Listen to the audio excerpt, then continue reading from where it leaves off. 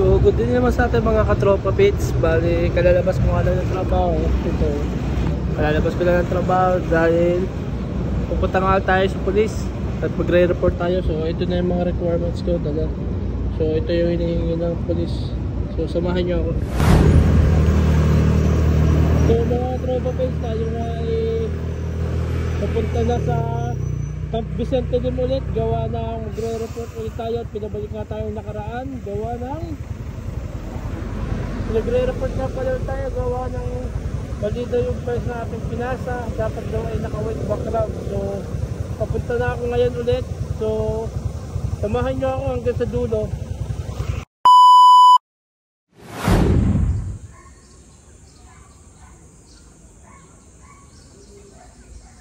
So mga katropa pits, kada-detect ko nga lang dito sa Camp Vicente Lim. So ito siya. Bali waiting ako sa regional anti-cybercrime groups. Waiting tayo dito. Hindi tayo magwe-waiting. Ito yung office nila. So samahan nyo ako palagi. So mga katropa pits, habang nga palang nakapark ako dito, may napansin ako dito. So napansin ko tong Mustang Shelby. Wow! Shit.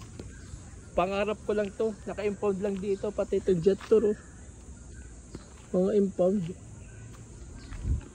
Pinapangarap ng kotse. Naka-impound lang dito. Hawak muna ako. So mga katropa pits, oh, yung pangarap ng kotseng Mustang Shelby. Ito lang oh, naka-impound. Pati yun oh, yung jet tour na pick up. Shit. Ganda ng Mustang Shelby. Naka-impound lang. Shit. Pa-picture nga tayo.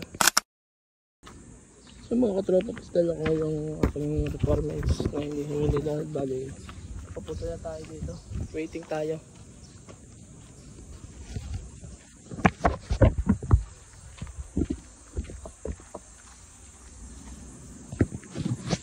So dito yung waiting area nila.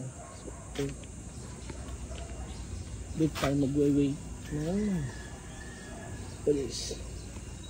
So, waiting lang natin sila dito.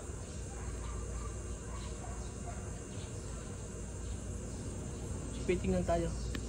Ayun mga katropa pits, so baka hindi ko na mabidyohan pa yung iba pangyayari. Gawa nga ng private nga pala to, so bawal bidyohan. So update na lang ako kung sakali. Sabihin ko na lang sa iyo yung mga kailangan at anong dapat gawin para hindi na maulit yung mga ganito pangyayari. So stay tuned lang palagi mga katropa pits. So mga katropa pits, bali katatapos ko nga lang inimbestigahan na. Bali ito yung pinapakuha sa atin. Ito yung pinapakuha nila. So result of dispute investigation conducted by the investigator credit. Bali, yung transaction papunta kung saan, pati statement of account, then receipt of unauthorized transaction. So bali ito dapat yung mahingi ko ngayon kay GCash. Then proceed ulit tayo dito para mag-report. So hanggang dito na lang muna. Update na lang ulit ako kung may mababago pa. So hanggang dito na lang. Bye and peace out.